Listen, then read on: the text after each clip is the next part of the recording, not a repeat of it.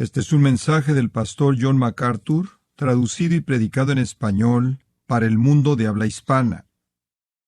Es muy refrescante estar juntos, lejos de todo el caos que está pasando en nuestro mundo, y mirar y ver todos sus hermosos rostros, y agradecerle al Señor que está aquí, adorándolo. Esta mañana quiero llevarlos a un pasaje que ha sido un tesoro para mí durante muchos años.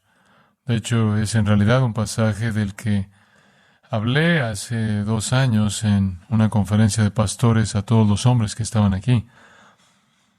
Es una de esas partes decisivas de las Escrituras. Cuando miro mi vida y mi ministerio y la vida y ministerio de usted en el reino de la luz. Ese pasaje, 2 Corintios capítulo 4. 2 Corintios capítulo 4. Ahora hemos estado estudiando la idea del hecho de que las Escrituras revelan que el mundo está formado por 2 reinos. Está el reino de la luz y el reino de las tinieblas. Y la última vez vimos 2 Corintios capítulo 6 que dice que la luz y las tinieblas son incompatibles. Tan incompatibles como la injusticia y la justicia, como Satanás y Cristo, como incrédulos y creyentes. Y entonces dijimos que la palabra de Dios nos llama a estar separados. No toquéis lo inmundo, no participéis en las obras infructuosas de las tinieblas. El reino de la luz nunca es ayudado o promovido por una alianza en una causa común con el reino de las tinieblas. Cristo no necesita a Satanás para lograr sus propósitos. Y romper esa realidad es lo que causa todo el compromiso que infecta y siempre ha infectado a la iglesia. Entonces hay 2 reinos. Quiero reafirmarle eso. Colosenses 1, usted recuerda, hemos sido librados del reino de las tinieblas al reino de su amado Hijo. En Primera de Pedro, esa declaración muy importante en el versículo 9, vosotros sois linaje escogido, real sacerdocio, nación santa, pueblo adquirido por Dios.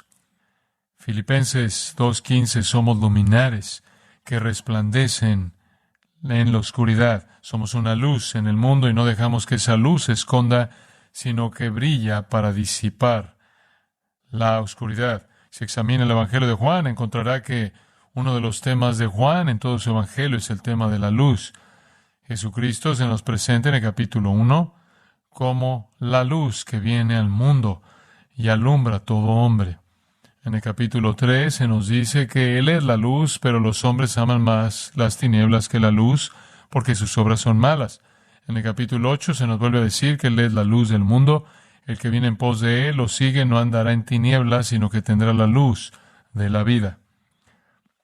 Incluso en el capítulo 12 del Evangelio de Juan se nos recuerda nuevamente que debemos responder a la luz mientras la luz está aquí. Y Primera de Juan, capítulo 1, Juan abre nuevamente su presentación de Cristo con estas conocidas palabras. Primera de Juan 1:5.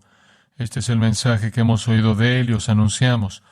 Dios es luz y no hay ningunas tinieblas en Él. Si decimos que tenemos comunión con Él y andamos en tinieblas, mentimos y no practicamos la verdad. Pero si andamos en luz, como Él está en luz, tenemos comunión unos con otros, y la sangre de Jesucristo, su Hijo, nos limpia de todo pecado. Si está usted entre aquellos que están siendo limpiados de todo pecado, vive en la luz, anda en la luz. Ahora nuestro llamado y nuestro deber como hijos de la luz, como Pablo nos llama, es asegurarnos de que iluminemos la luz del Evangelio en las tinieblas. Esa es nuestra responsabilidad. No hacemos alianzas, causa común con las tinieblas, pero iluminamos la luz del Evangelio en las tinieblas. Pablo nos ayuda un poco en eso cuando da su testimonio en el capítulo 26 de Hechos, y Si usted ve el versículo 12, ese es un buen lugar para comenzar. Pablo está dando su testimonio a un rey pagano y está repasando lo que le sucedió en el camino a Damasco. Entonces él dice, ocupado en esto, iba yo a Damasco con poderes y en comisión de los principales sacerdotes. Cuando a mediodía, oh rey, yendo por el camino, vi una luz del cielo que sobrepasaba el resplandor del sol, la cual me rodeó a mí y a los que iban conmigo. Y habiendo caído todos nosotros en tierra, oí una voz que me hablaba y decía en lengua hebrea, Saulo, Saulo, ¿por qué me persigues? Dura cosa te es dar coces contra el aguijón. Yo entonces dije, ¿quién eres, Señor? Y el Señor dijo, yo soy Jesús, a quien tú persigues. Pero levántate y ponte sobre tus pies, porque para esto he aparecido a ti, para ponerte por ministro y testigo de las cosas que has visto y de aquellas en que me apareceré a ti, librándote de tu pueblo, el pueblo judío, y de los gentiles a quienes ahora te envío, y aquí está su llamado, para que abra sus ojos, para que se conviertan de las tinieblas a la luz, y de la potestad de Satanás a Dios, para que reciban por la fe que es en mí perdón de pecados y herencia entre los santificados. Eso es muy claro, ¿no? Permítame leerlo nuevamente.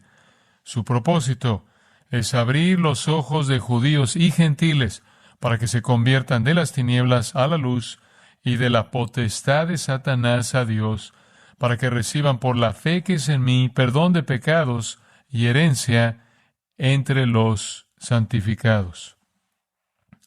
Somos luces en el mundo. Tenemos el mismo llamado que tuvo el apóstol Pablo: hacer brillar la luz del Evangelio en la oscuridad.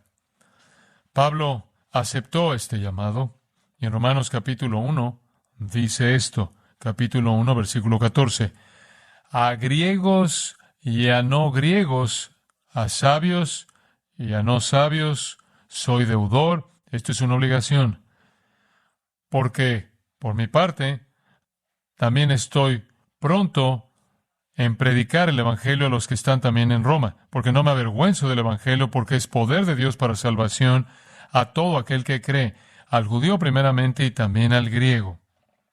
Porque en el Evangelio la justicia de Dios se revela por fe y para fe, como está escrito, mas el justo por la fe vivirá. No me avergüenzo del Evangelio, porque es poder de Dios para salvación a todo aquel que cree. Pablo no se avergonzó de hacer brillar con valentía la luz del Evangelio en las tinieblas. De hecho, en 1 Corintios 9:16 dice, ay de mí si no predico el Evangelio. En 1 Corintios 1:23 dice, predicamos a Cristo crucificado. En el capítulo 2 de ese mismo libro y el versículo 2, no predicamos nada más que a Cristo y a este crucificado. De regreso al capítulo 1 de 1 Corintios, versículo 30, Cristo Jesús, el cual nos ha sido hecho por Dios sabiduría, justificación, santificación y redención. Él es el tema de nuestra predicación. En 2 Corintios, capítulo 1, Pablo dice, el Hijo de Dios, Jesucristo, que entre vosotros ha sido predicado por nosotros, en Él y mediante Él son las promesas de Dios, y amén para la gloria de Dios. Incluso por aquellos que eran enemigos de Pablo, el Evangelio fue predicado. En Filipenses 1, él dice, Cristo es anunciado, y en esto me gozo y me gozaré aún.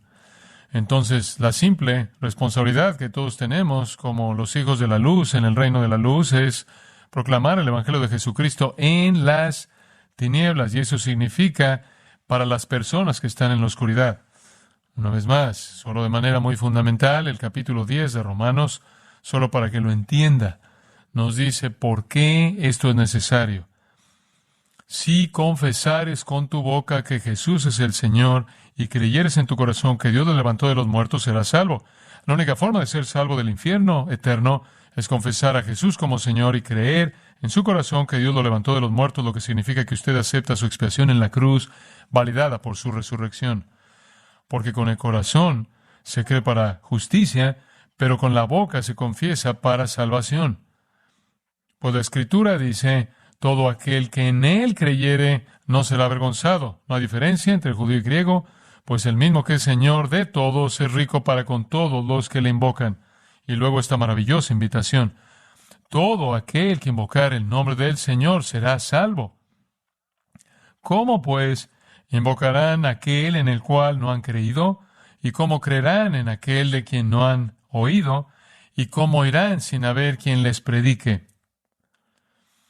¿Y cómo predicarán si no fueren enviados?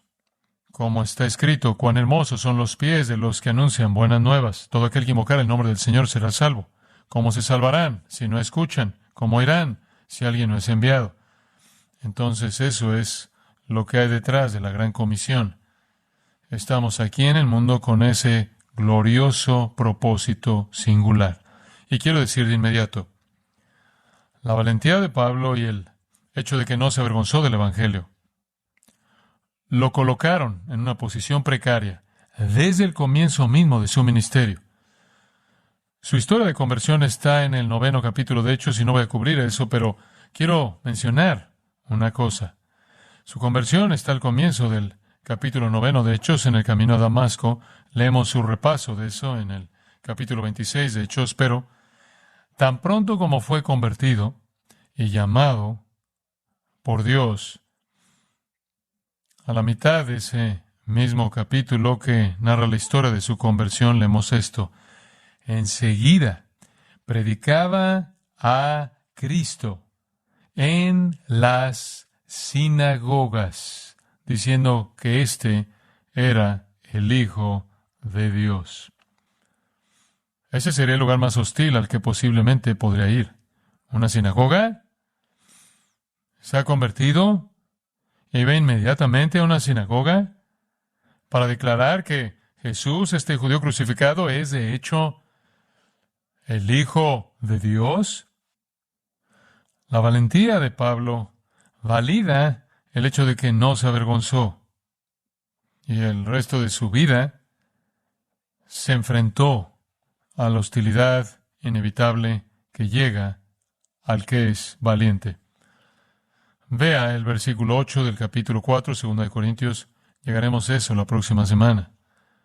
Que estamos atribulados en todo, mas no angustiados, en apuros, mas no desesperados, perseguidos, mas no desamparados, derribados, pero no destruidos, llevando en el cuerpo siempre por todas partes la muerte de Jesús, para que también la vida de Jesús se manifieste en nuestros cuerpos. Versículo 11, siempre estamos entregados a muerte. Versículo 12, la muerte actúa en nosotros y en vosotros la vida. Él está hablando de la muerte física. Era una realidad diaria. Él fue tan despreciado por los judíos y los gentiles. Ve el capítulo 6. Y él nos da una pequeña letanía de las cosas que vinieron a su vida debido a su valentía. Versículo 4. Mucha paciencia, tribulaciones, necesidades, angustias, azotes, cárceles, tumultos, trabajos, desvelos, ayunos, en pureza, en ciencia, en longanimidad, en bondad, en el Espíritu Santo, en amor sincero, en palabra de verdad, en poder de Dios, con armas de justicia, a diestra y a siniestra, por honra y por deshonra, por mala fama y por buena fama, como engañadores, pero veraces, como desconocidos, pero bien conocidos, como moribundos, mas he aquí vivimos, como castigados, mas no muertos, como entristecidos, mas siempre gozosos, como pobres, mas enriqueciendo a muchos, como no teniendo nada, mas poseyéndolo todo. Esa es una forma desesperada de vivir, yendo y viniendo entre la persecución y la bendición. En el capítulo 7, él dice en el versículo 5, él dice que fue atribulado en todo, de fuera conflictos, de dentro temores. En el versículo 6, él dice que de hecho estuvo deprimido.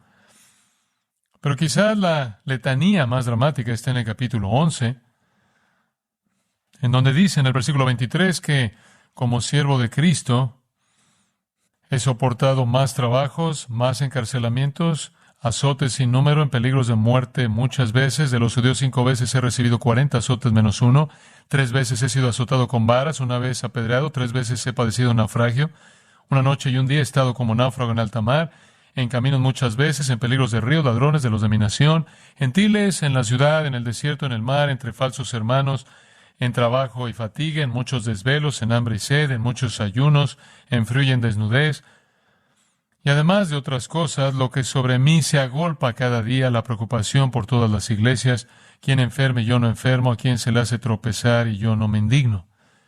Llevo todas las cargas de los pecados de la iglesia, así como el sufrimiento físico. Solo quiero que entienda que el siervo más fiel del Señor fue la persona más perseguida en el Nuevo Testamento. La valentía y la voluntad desvergonzada de proclamar el Evangelio conducirán inevitablemente a este tipo de hostilidad. Ahora bien, puede que no sufra las mismas cosas que sufrió Pablo, pero hay rechazo en ese nivel de valentía que él exhibió. Entonces, es difícil, dado eso, mantenerse así. Es difícil mantenerse así. Pero Pablo se mantuvo así. Regresemos ahora a 2 Corintios capítulo 4, versículo 1. Él dice en el versículo 1, fíjese en esa frase al final del versículo, no desmayamos. No desmayamos. Vuelve a decirlo en el versículo 16, por tanto, no desmayamos. Esto es lo notable de este hombre. Su vida fue solo un acto constante de esquivar la muerte, porque había tanta hostilidad feroz contra las buenas nuevas del Evangelio. Hoy en día habría muchas personas que le sugerirían a Pablo que tal vez podría alterar un poco el mensaje, no siempre sería un ministerio en la cárcel.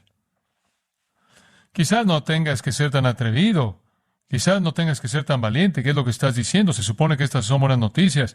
¿Qué es lo que estás diciendo que está causando este nivel de hostilidad donde quiera que vas? Tan extremo que incluso fue apedreado hasta la muerte y resucitado. Él dice, no nos desanimamos. Fue fiel hasta el final mismo, hasta el momento en que colocó la cabeza en un bloque y la cabeza de un hacha se la separó del cuerpo y murió en martirio. Nunca se desanimó. ¿Qué significa eso? ¿Qué significa ese verbo? Kakeo en griego. Básicamente significa actuar cobardemente, desertar pecaminosamente, ceder al mal, agotarse. Pablo tiene que recordarle a Timoteo que no haga eso en 2 de Timoteo. No hagas eso, Timoteo.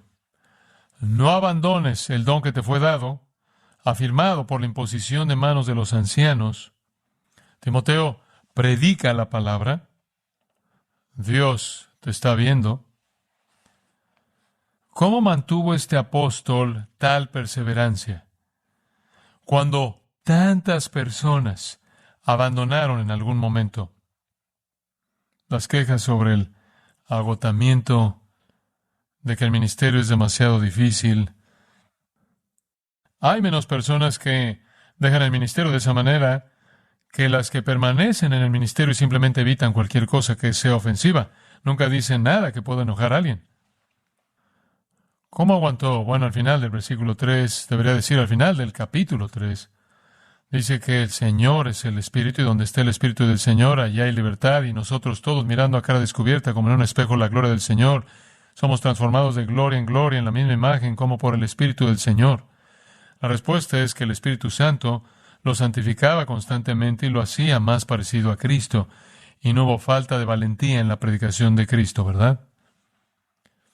A medida que el Espíritu Santo lo santificó, se volvió más como su Salvador y demostró los atributos del Señor Jesús mismo, y uno de ellos fue, ciertamente, predicar la verdad con valentía.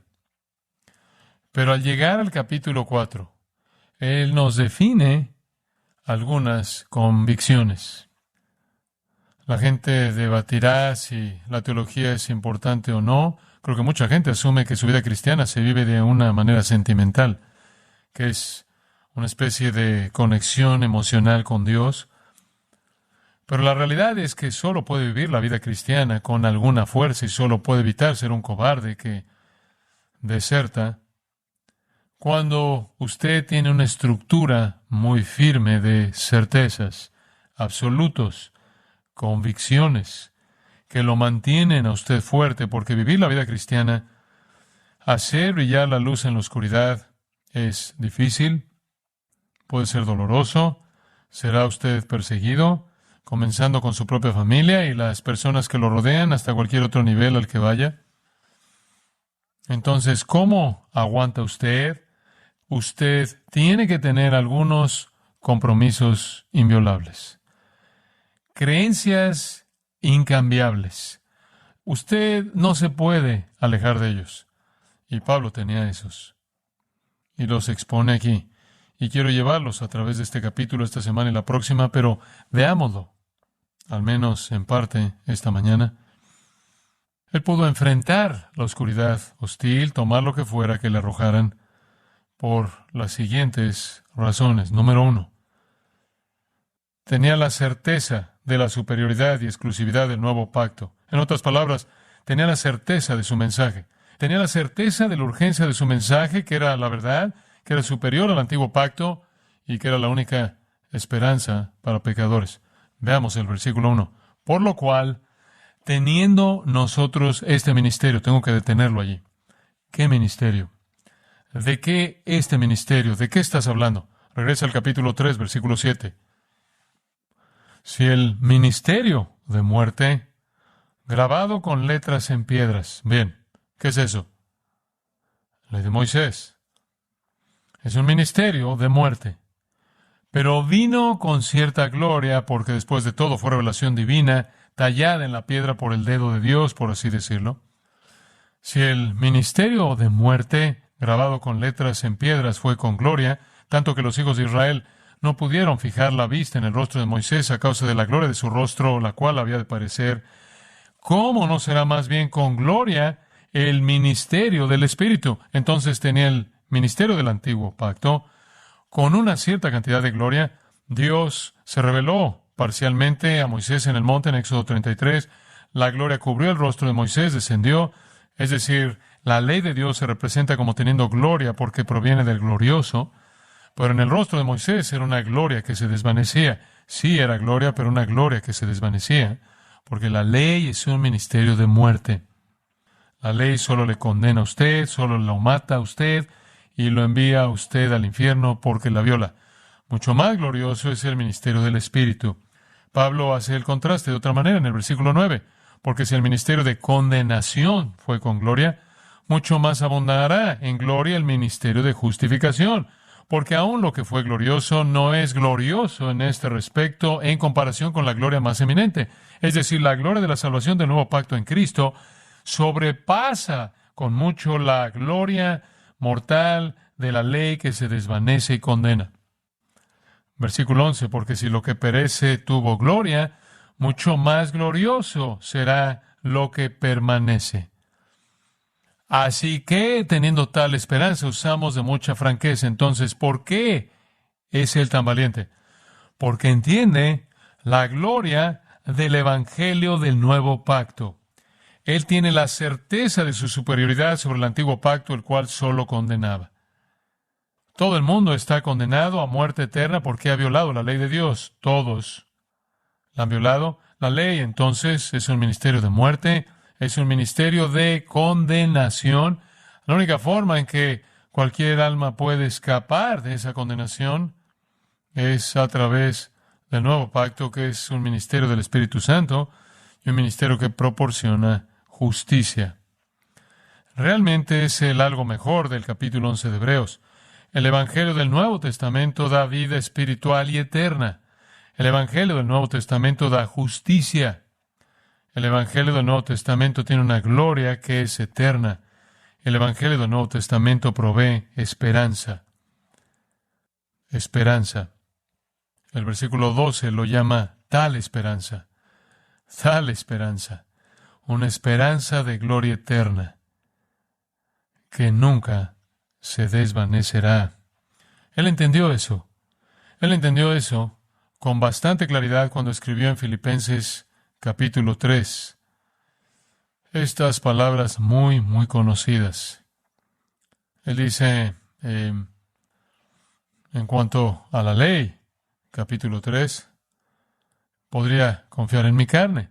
¿Saben que puse el punto sobre las íes? Él dice, Yo fui, versículo 5, circuncidado al octavo día, soy del linaje de Israel, soy de la tribu de Benjamín, era hebreo de hebreos. Yo era, en cuanto a la ley, el más celoso posible, era un fariseo.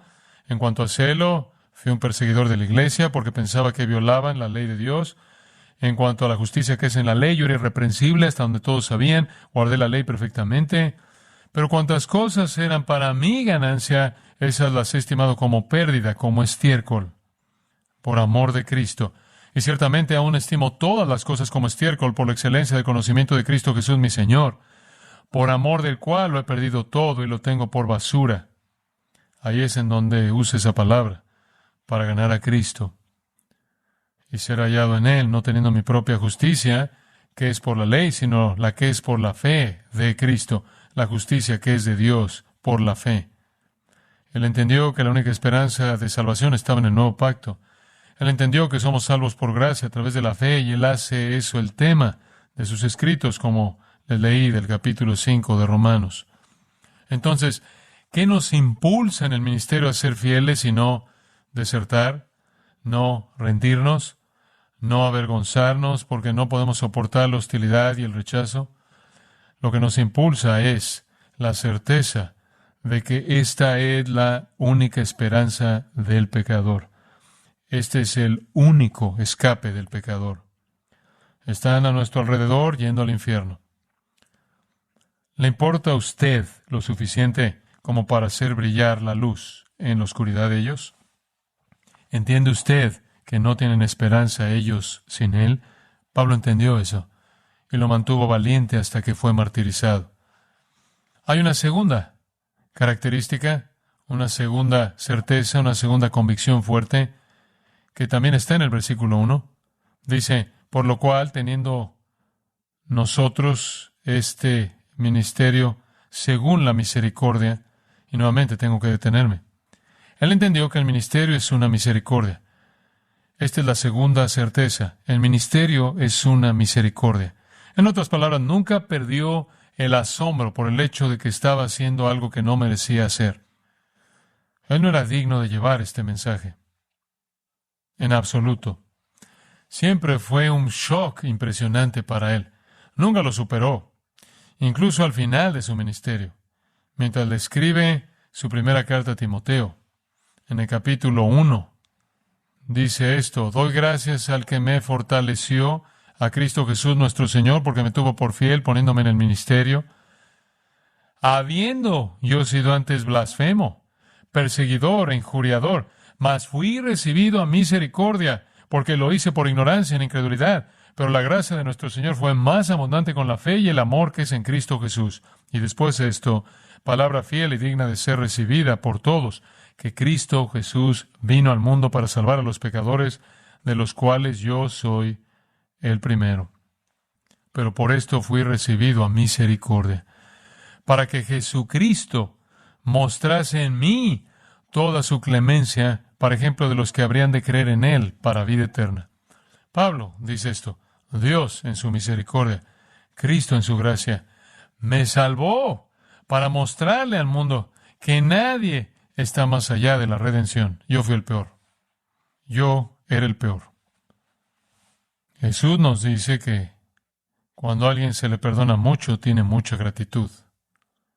Es la misericordia del Señor, dice Pablo a los Corintios en 1 Corintios 7, lo que me ha hecho digno de confianza. Filipenses 2 dice, Dios tuvo misericordia de Epafrodito, y también tuvo misericordia de mí para que yo no tuviera tristeza sobre tristeza. Dios sigue siendo misericordioso conmigo. No merecía que mi querido amigo Epafrodito, quien necesitaba, sobreviviera, pero Dios le permitió sobrevivir. Fue misericordioso con él porque sabía que lo necesitaba. Entonces Pablo está diciendo que Dios es misericordioso, incluso me permite ministrar, incluso me permite predicar este glorioso evangelio, y Dios es misericordioso al rodearme de la gente que necesito. Ninguno de nosotros se lo merece. Nadie se merece tal privilegio. Nadie merece, como dice en el capítulo 5, versículo 20, ser embajador de Dios, representando al Rey Celestial y al reino de la luz. Tal ministerio siempre es una misericordia. Siempre una misericordia.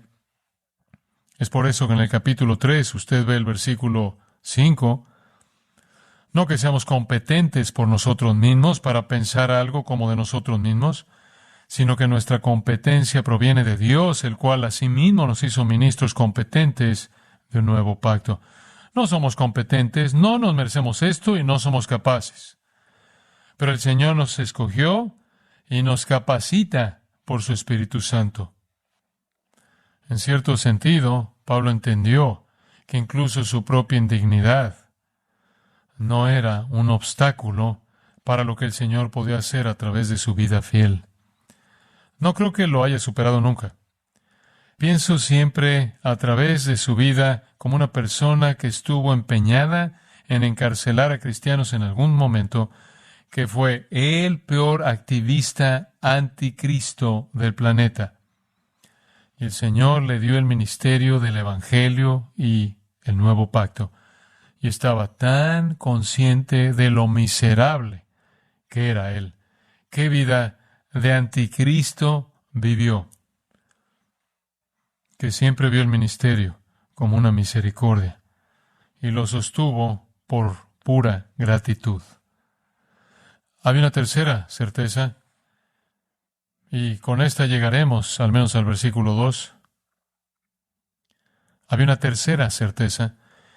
Él tenía la certeza de la necesidad de un corazón puro. Antes bien renunciamos al oculto y vergonzoso. Antes bien renunciamos al oculto y vergonzoso. Se lanzaron todo tipo de acusaciones falsas contra Pablo. Sabemos que hubieron personas que dijeron que falsificó el número de convertidos que tenía. Hubieron personas que dijeron que tenía una vida oculta de pecado. Se dijeron cosas terribles sobre Pablo. Fue brutalmente calumniado, incluso por otros predicadores. Lea el capítulo 1 de Filipenses. Ellos estaban tratando de herirlo mientras él ya sentía las heridas de su encarcelamiento. Y él había vivido una vida, esencialmente como fariseo, en la que había desarrollado una gran habilidad para esconder el pecado, ¿verdad? Eso es lo que son los fariseos. Son artistas de encubrimiento. Son hipócritas. Jesús dijo que son tumbas blanqueadas. Por fuera se ven limpios y por dentro son miserables con huesos de muertos y toda inmundicia, dijo Jesús.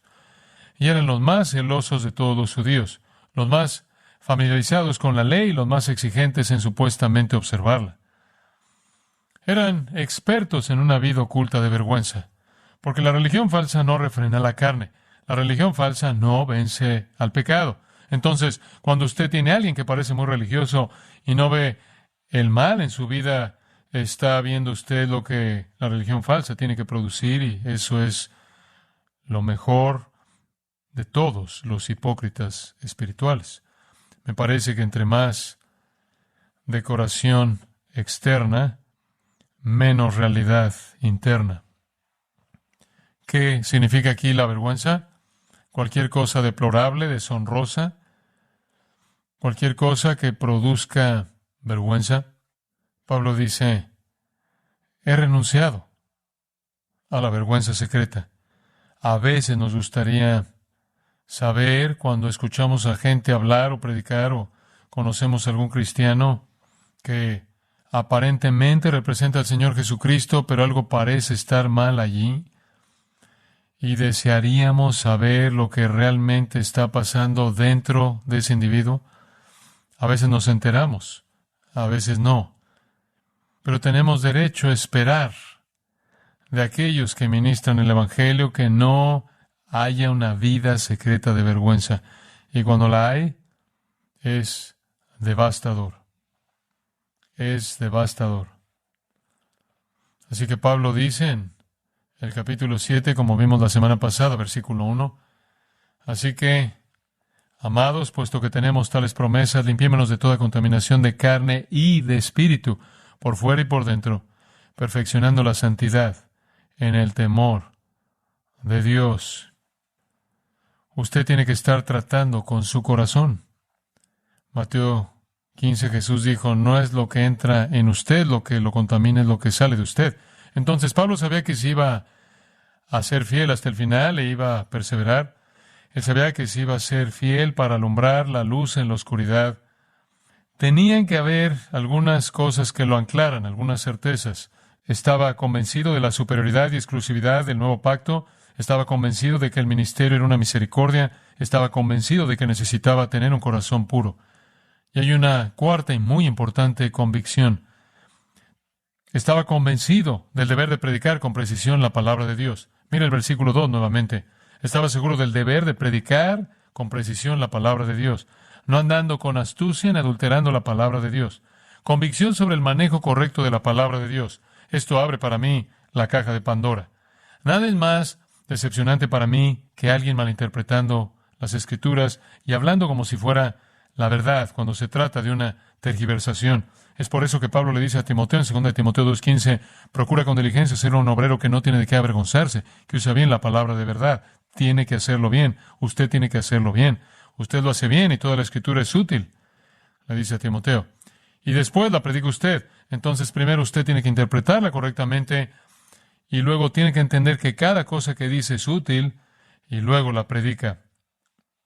Convicción de manejar la palabra de Dios con precisión y usa la palabra astucia, no andando con astucia, panurgía. Literalmente, si separa la palabra, es la palabra para todos y la palabra para energía, todo trabajo.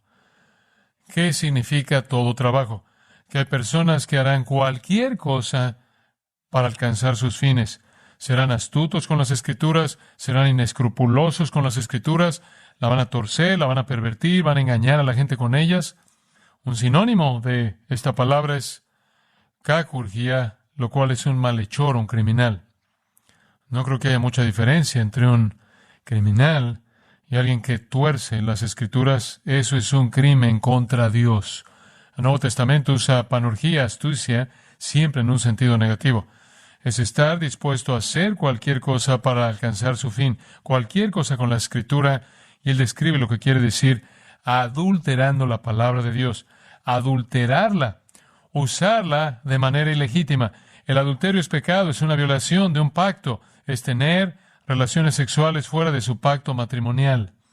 Eso está violando ese pacto y tiene un pacto con la palabra de Dios para enseñarla fielmente, y si no lo hace, usted ha violado ese pacto.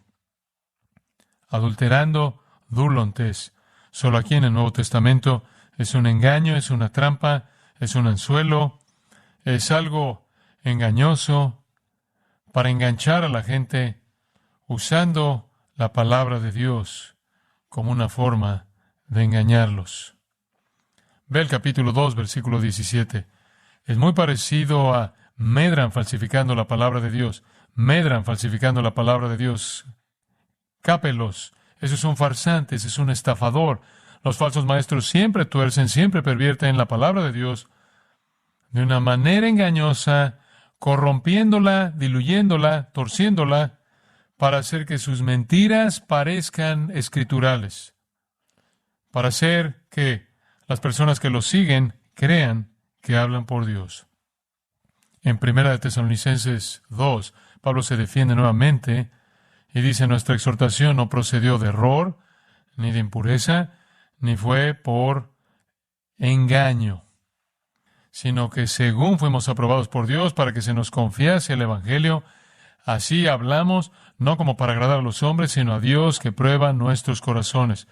Porque nunca usamos de palabras lisonjeras, como sabéis, ni encubrimos avaricia. Dios es testigo. No usamos la Escritura, la enseñamos fielmente y exactamente. Esto lleva a un punto realmente asombroso aquí. El apóstol fue verdaderamente fiel a la Escritura y observe lo que este versículo dice que logró. Sino por la manifestación de la verdad. Esto fue porque fue fiel al interpretar la Escritura. Él estaba manifestando la verdad, recomendándonos a toda conciencia humana delante de Dios. Por la manifestación de la verdad. Eso no puede ser sobreenfatizado. El deber de todo predicador, el deber de todo testigo es proclamar la verdad, manifestar la verdad. La exactitud de la interpretación exige una exposición clara, cuidadosa de las Escrituras. Le estaba diciendo a algunos de nuestros jóvenes el otro día: oigo a predicadores diciéndome lo que significa la Biblia, diciéndome lo que dice la Biblia. La Biblia dice, la Biblia dice, la Biblia dice. Eso no ayuda. Muéstreme cómo lo dice. No me diga lo que dice la Biblia. Usted oye a predicadores todo el tiempo en la televisión. La Biblia dice. Bueno, entonces déjela hablar. Usted no es un intermediario para ella. Métame en ella y muéstreme que está hablando. Y muéstreme lo que está diciendo. Es por eso que el único tipo legítimo de predicación es la predicación expositiva, porque solo ese tipo de predicación deja que la voz de Dios se oiga y no mi interpretación de la voz de Dios. No me diga lo que dice la Biblia, deje que la Biblia hable por sí misma. Entonces, Pablo dice, no con astucia, no adulterando la palabra, sino por la manifestación de la verdad, de la revelación de Dios. ¿Qué sucede? Recomendándonos a toda conciencia humana delante de Dios. Esta es una promesa totalmente inesperada. Una exposición fiel, precisa y clara de la palabra de Dios hará exactamente lo que quisiéramos que hiciera. Nos recomendará a nosotros mismos, lo que significa el mensaje que hemos llevado a la conciencia de todo hombre a la vista de Dios. Esta es una de las promesas más grandes de la Biblia. Esta es la mejor verdad posible que todos los cristianos pueden oír. Si usted proclama la verdad, se va a recomendar a sí misma al corazón del oyente. No se necesita astucia. Sin engaño, sin alteración, sin adulteración, simplemente declare la verdad del pecado y la condenación, y el perdón y la justificación mediante Cristo. Y usted tiene esta promesa de que nos recomendará a la conciencia de todo hombre a los ojos de Dios. Ahora usted solo tiene un aliado en el corazón de una persona inconversa, y esa es la ley de Dios escrita en el corazón y la conciencia.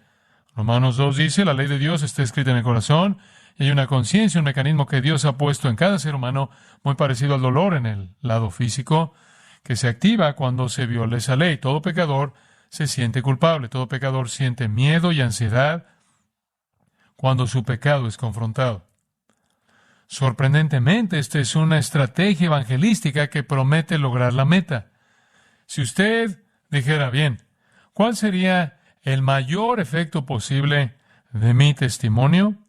La respuesta sería, literalmente, al proclamar el Evangelio, recomendándose usted mismo al oyente y a la vista de Dios. Bien sabemos cómo nos recomendaríamos a nosotros mismos a la vista de Dios, al ser fieles a la verdad. Pero así también es como se recomienda al pecador. Si usted pudiera obtener algún efecto de su testimonio, ¿cuál sería? Que el pecador entendiera la verdad de lo que usted está diciendo. Que usted estableciera credibilidad con el pecador y con Dios.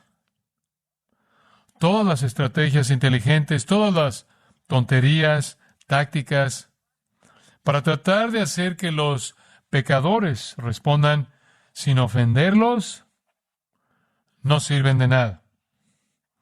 La única forma en que puede recomendarle la verdad a un pecador inicialmente es golpearlo en el único aliado que tiene usted en su corazón, y esa es la ley de Dios y una conciencia culpable.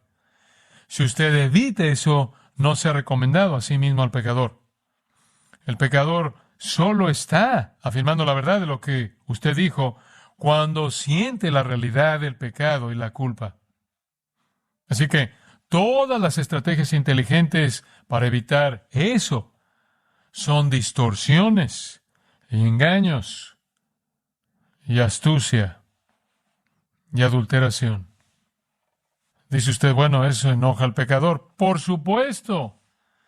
Ese es el punto. Pero también, bajo el poder del Espíritu Santo, hace que el pecador se arrepienta.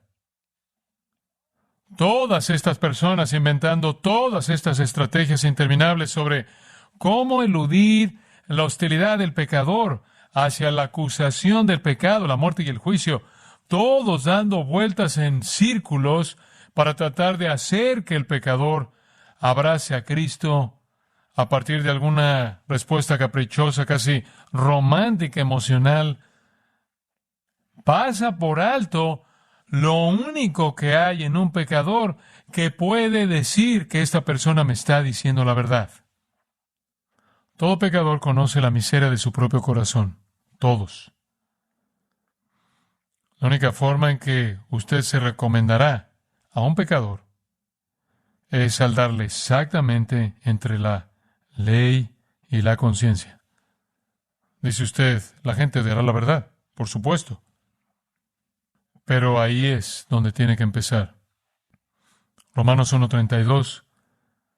Después de todas las listas de inmoralidad, homosexualidad, mente reprobada, todos los pecados, Pablo dice, ellos entienden el juicio de Dios. ¡Wow! Esa es una afirmación de que los pecadores conocen la ordenanza de Dios. Él está hablando a romanos. Estos son paganos gentiles, no judíos que tenían un Antiguo Testamento. Ellos conocen la ordenanza de Dios y también saben que los que practican tales cosas son dignos de muerte. ¡Wow! ¿De dónde viene eso? ¿Por qué? ¿Por qué se enojan los pecadores cuando son confrontados con su pecado? Porque usted ha despertado el miedo. La ley de Dios los condena. Ellos saben que son dignos de muerte, pero no solo hacen esas cosas, sino que también se complacen con los que las practican. Y como hemos visto en Estados Unidos, hacen leyes para convertir eso en algún tipo de comportamiento aceptable. Los pecadores saben que son pecadores. Saben que son dignos de muerte. Y si va usted a proclamarles el Evangelio, ese es el único aliado que tiene en el corazón humano. Proclamar la verdad, el pecado, la justicia y el juicio. Y luego de la gracia, el perdón y la salvación. Proclame usted el Evangelio con verdad, con precisión. Llame a los pecadores a escapar del pecado, escapar del infierno, al confiar en Cristo. Mire, Jesús dijo esto, Juan 7:7. El mundo me odia. ¿Por qué? ¿Porque hago milagros? No. ¿Porque yo los alimenté un día y no los alimenté al día siguiente? No. El mundo me aborrece porque yo testifico de él que sus obras son malas. ¿Oyó eso? El mundo me aborrece porque yo testifico de él que sus obras son malas. Supere esto, ¿sí? Eso es necesario. Y genera odio. Pero usted tiene que activar la hostilidad, porque esa es una reacción al reconocimiento del pecado. Usted solo se recomienda a un pecador cuando el pecador sabe que está diciendo la verdad, porque su corazón le está diciendo lo mismo. Y su corazón no le va a decir nada acerca de la gracia o la verdad, pero sí le va a decir acerca de su pecado. Así que espere hostilidad. Espere tener experiencias como Pablo. Mire, si el pecador está en el grupo de las concupiscencias y la impiedad y le gusta el mensaje de usted, usted no le dio el mensaje correcto. Si el pecador no siente dolor ni rechazo, usted falló. Usted perdió el objetivo. El rechazo, la hostilidad, la resistencia, incluso la persecución, es el resultado natural de una conciencia acusadora. Pero también es el camino hacia el arrepentimiento, bajo el poder del Espíritu. Un teólogo lo dijo de esta manera. Pablo sabía que la verdad tenía un poder tan evidente en sí misma, que incluso donde era rechazada y odiada, se recomendó a la conciencia como verdadera. Y aquellos que son sinceros y declaran simplemente la verdad, tal como Dios la ha revelado, se recomiendan a sí mismos como los que dicen la verdad cuando hablan a la conciencia de los hombres. En un giro irónico, siendo un poco personal por un momento, alguien estaba escribiendo cosas sobre mí y dijo esto: MacArthur no puede llegar a la gente. No puede llegar a las personas a las que está llegando el movimiento misional. Entonces, si él y sus seguidores tienen éxito en desacreditarlo, los individuos que nunca se unirían a la fe, se esperaría que fueran solo decenas de millones. ¿Cuántas almas podrían perderse por tal falta de voluntad para ser misional? La crítica es que no soy misional porque predico sobre el pecado, por lo que decenas de millones de personas podrían perderse. Mire, la gente no se va a salvar a menos de que hable del pecado. Y es por eso que Pablo dice: no me avergüenzo del Evangelio, porque si no está dispuesto a aceptar los ataques, usted va a fracasar, usted se va a desanimar. Mire, usted no puede vencer la resistencia del consumidor. Yo tampoco. Esto no es un ejercicio de mercadotecnia. Oh, sí, este es un ejercicio de mercadotecnia. Apenas ayer estaba leyendo algo sobre eso. Usted tiene el producto, el evangelio, tiene los consumidores y tiene que descubrir cómo vender el producto a los consumidores. Superar la resistencia de los consumidores. Usted no puede hacer eso. La resistencia de los consumidores es demasiado profunda, demasiado profunda. Ellos están cegados por Satanás, como veremos en un minuto. Usted no salva a nadie. Usted no puede salvar a nadie. Un escritor lo expresó de esta manera: la predicación es un sacramento de salvación, pero solo Dios salva. Así que las certezas impulsaron a Pablo, lo mantuvieron fiel. El estar seguro de la superioridad del nuevo pacto, el ministerio es una misericordia de corazón puro, y el estar convencido de ser exacto con la palabra de Dios y esperar hostilidad. Y luego esta quinta: tranquilo, no he terminado. Sé que están viendo su reloj. Muy bien, versículo 3. Él está seguro de que la salvación es la obra soberana de Dios. ¿Está listo para eso? Él está seguro de que la salvación es la obra soberana de Dios.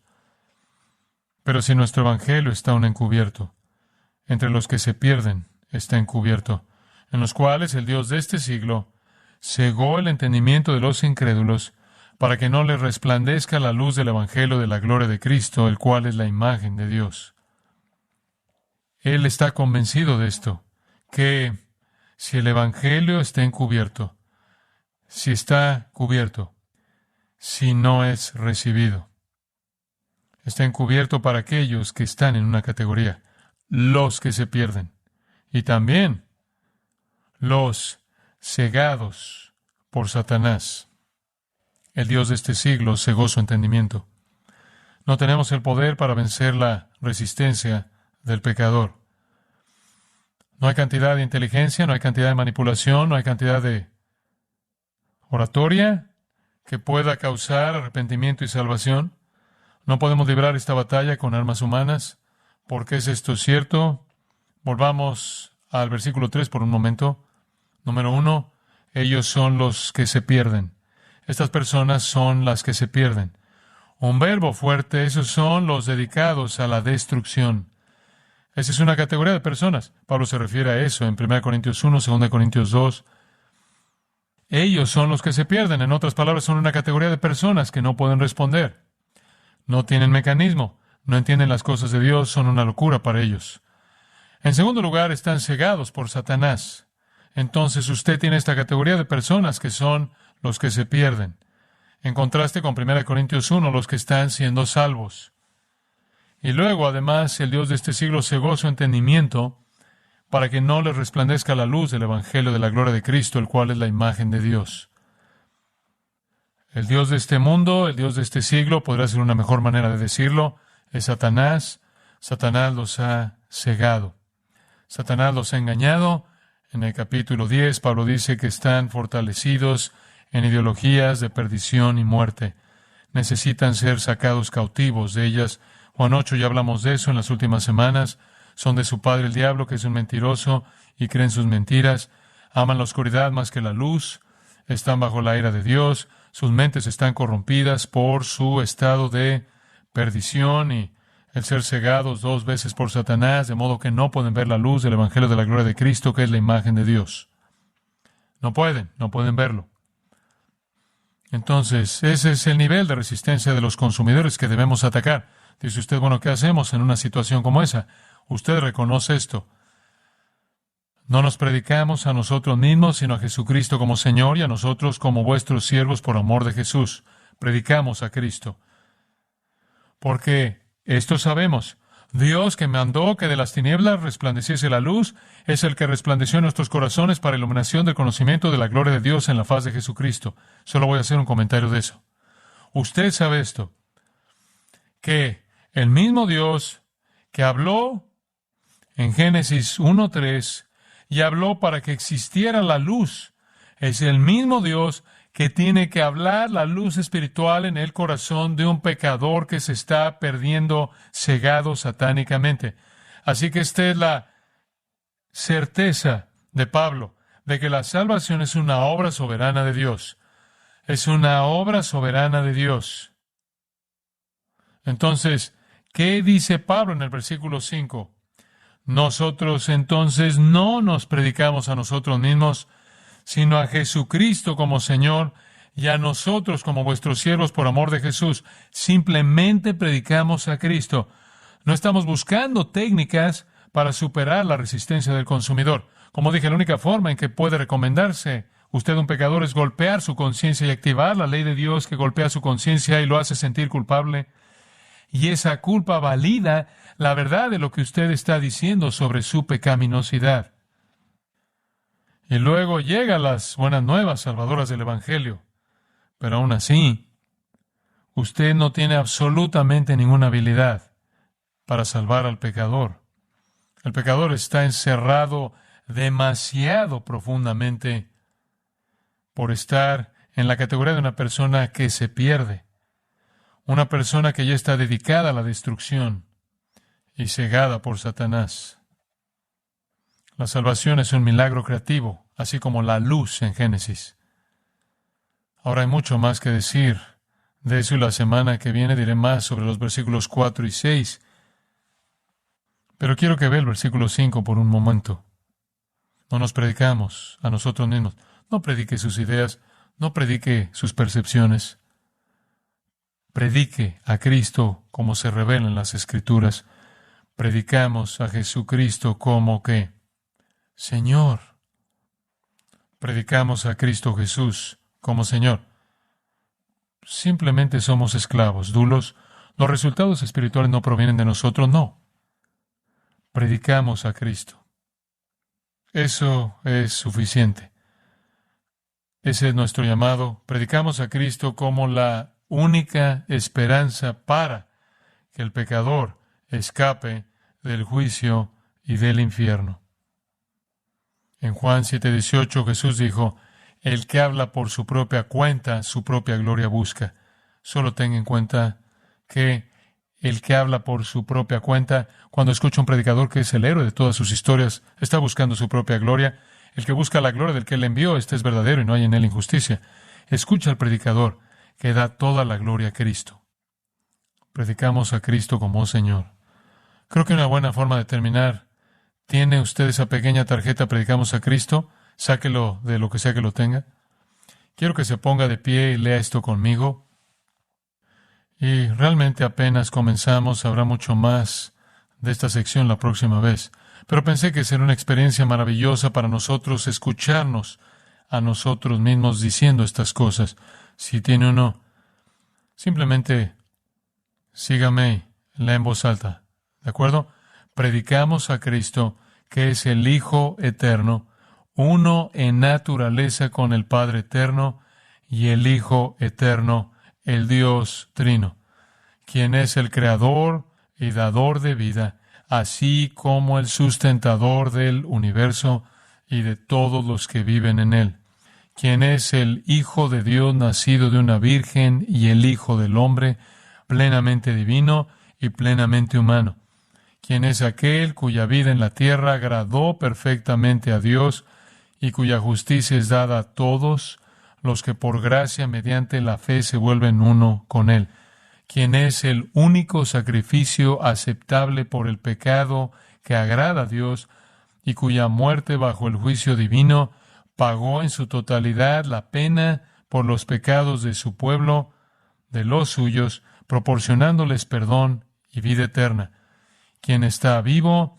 habiendo sido resucitado de los muertos por el Padre, validando su obra de expiación y proporcionando resurrección para la santificación y glorificación de los elegidos para llevarlos a salvo a su presencia celestial, quien está en el trono del Padre, intercediendo por todos los creyentes, quien es el profeta, sacerdote y rey escogido por Dios, proclamando la verdad, actuando como mediador para su iglesia y reinando sobre su reino para siempre, quien regresará repentinamente del cielo para arrebatar a su iglesia, desatar juicio sobre los malvados, traer la salvación prometida a los judíos y las naciones, y establecer su reino milenial en la tierra, quien, después de ese reinado terrenal, destruirá el universo, finalmente juzgará a todos los pecadores y los enviará al infierno.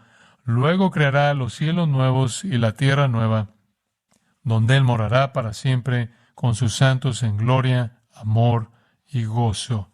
Este es el Cristo que predicamos. Necesita regresar al primer párrafo y reconocer que debe ser el Espíritu, el Padre y el Espíritu Eterno. Solo haga esa corrección. Eso es lo que predicamos. Eso es lo que creemos, ¿verdad? Dijeron un amén de corazón. No tenemos que ser inteligentes. Solo tenemos que ser fieles y no desanimarnos. Padre, gracias por nuestro tiempo esta mañana. La mejor de todas las experiencias posibles es estar en tu presencia y la presencia de los tuyos, adorándote, escuchándote hablar a través de tu palabra.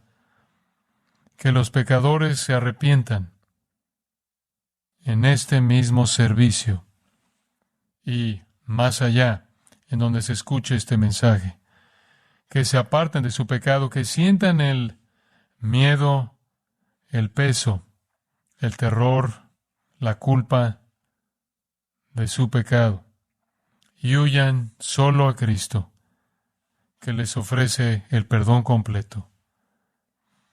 Señor nuestro, te amamos, deseamos ser fieles para servirte como lo hizo Pablo hasta el final de nuestros días, que nunca nos desanimemos, que nunca desertemos, que seamos siempre valientes y sin vergüenza, y que tú seas glorificado en nuestra vida, fieles hasta el final mismo. Usted ha escuchado a John MacArthur. Este es un mensaje del pastor John MacArthur, traducido y predicado en español para el mundo de habla hispana. Es muy refrescante estar juntos, lejos de todo el caos que está pasando en nuestro mundo, y mirar y ver todos sus hermosos rostros, y agradecerle al Señor que está aquí, adorándolo. Esta mañana quiero llevarlos a un pasaje que ha sido un tesoro para mí durante muchos, muchos años. De hecho, es en realidad un pasaje del que hablé hace 2 años en una conferencia de pastores a todos los hombres que estaban aquí. Es una de esas partes decisivas de las Escrituras. Cuando miro mi vida y mi ministerio y la vida y ministerio de usted en el reino de la luz. Ese pasaje, 2 Corintios capítulo 4. 2 Corintios capítulo 4. Ahora hemos estado estudiando la idea del hecho de que las Escrituras revelan que el mundo está formado por 2 reinos. Está el reino de la luz y el reino de las tinieblas. Y la última vez vimos 2 Corintios capítulo 6 que dice que la luz y las tinieblas son incompatibles. Tan incompatibles como la injusticia y la justicia, como Satanás y Cristo, como incrédulos y creyentes. Y entonces dijimos que la palabra de Dios nos llama a estar separados. No toquéis lo inmundo, no participéis en las obras infructuosas de las tinieblas. El reino de la luz nunca es ayudado o promovido por una alianza en una causa común con el reino de las tinieblas. Cristo no necesita a Satanás para lograr sus propósitos. Y romper esa realidad es lo que causa todo el compromiso que infecta y siempre ha infectado a la iglesia. Entonces hay 2 reinos. Quiero reafirmarle eso. Colosenses 1, usted recuerda, hemos sido librados del reino de las tinieblas al reino de su amado Hijo. En Primera de Pedro, esa declaración muy, muy importante en el versículo 9, vosotros sois linaje escogido, real sacerdocio, nación santa, pueblo adquirido por Dios. Filipenses 2:15, somos luminares que resplandecen en la oscuridad. Somos una luz en el mundo y no dejamos que esa luz se esconda, sino que brilla para disipar la oscuridad. Si examina el Evangelio de Juan, encontrará que uno de los temas de Juan en todo su Evangelio es el tema de la luz. Jesucristo se nos presenta en el capítulo 1 como la luz que viene al mundo. y alumbra a todo hombre. En el capítulo 3 se nos dice que Él es la luz, pero los hombres aman más las tinieblas que la luz, porque sus obras son malas. En el capítulo 8 se nos vuelve a decir que Él es la luz del mundo. El que viene en pos de Él o sigue no andará en tinieblas, sino que tendrá la luz de la vida. Incluso en el capítulo 12 del Evangelio de Juan se nos recuerda nuevamente que debemos responder a la luz mientras la luz está aquí. Y primera de Juan, capítulo 1, Juan abre nuevamente su presentación de Cristo con estas conocidas palabras. Primera de Juan 1:5. Este es el mensaje que hemos oído de Él y os anunciamos. Dios es luz, y no hay ningunas tinieblas en Él. Si decimos que tenemos comunión con Él y andamos en tinieblas, mentimos y no practicamos la verdad. Pero si andamos en luz, como Él está en luz, tenemos comunión unos con otros, y la sangre de Jesucristo, su Hijo, nos limpia de todo pecado. Si está usted entre aquellos que están siendo limpiados de todo pecado, vive en la luz, anda en la luz. Ahora nuestro llamado y nuestro deber como hijos de la luz, como Pablo nos llama, es asegurarnos de que iluminemos la luz del Evangelio en las tinieblas. Esa es nuestra responsabilidad. No hacemos alianzas, causa común con las tinieblas, pero iluminamos la luz del Evangelio en las tinieblas. Pablo nos ayuda un poco en eso cuando da su testimonio en el capítulo 26 de Hechos. Y si usted ve el versículo 12, ese es un buen lugar para comenzar.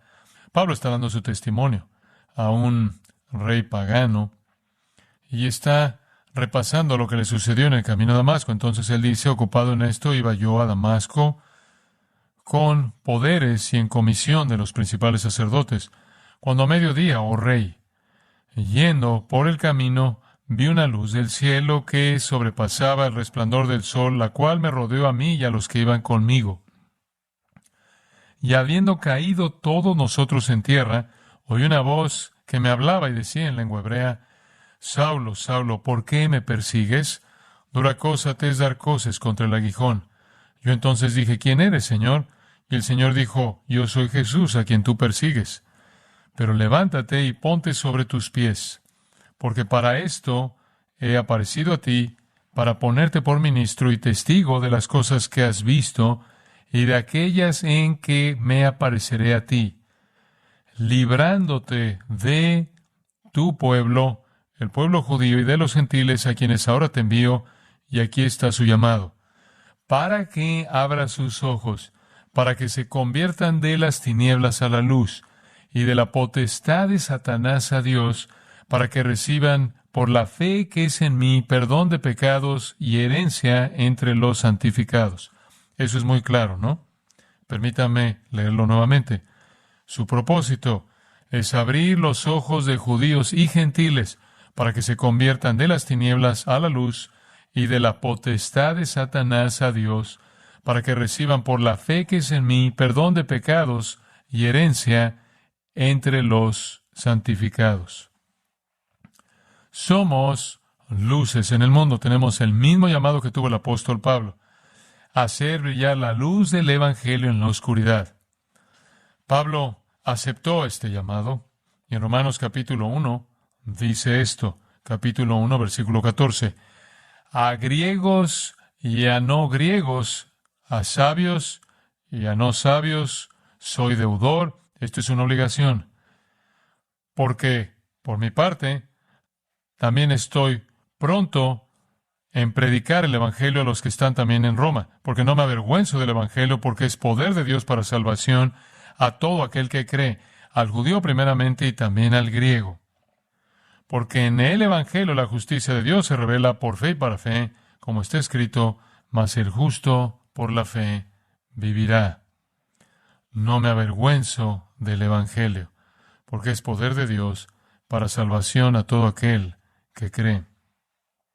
Pablo no se avergonzó de hacer brillar con valentía la luz del Evangelio en las tinieblas. De hecho, en 1 Corintios 9:16 dice, ay de mí si no predico el Evangelio. En 1 Corintios 1:23 dice, predicamos a Cristo crucificado. En el capítulo 2 de ese mismo libro y el versículo 2, no predicamos nada más que a Cristo y a este crucificado. De regreso al capítulo 1 de 1 Corintios, versículo 30, Cristo Jesús, el cual nos ha sido hecho por Dios sabiduría, justificación, santificación y redención. Él es el tema de nuestra predicación. En 2 Corintios, capítulo 1, Pablo dice, el Hijo de Dios, Jesucristo, que entre vosotros ha sido predicado por nosotros, en Él y mediante Él son las promesas de Dios, y amén para la gloria de Dios.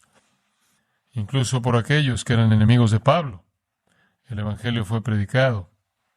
En Filipenses 1, él dice, Cristo es anunciado, y en esto me gozo y me gozaré aún.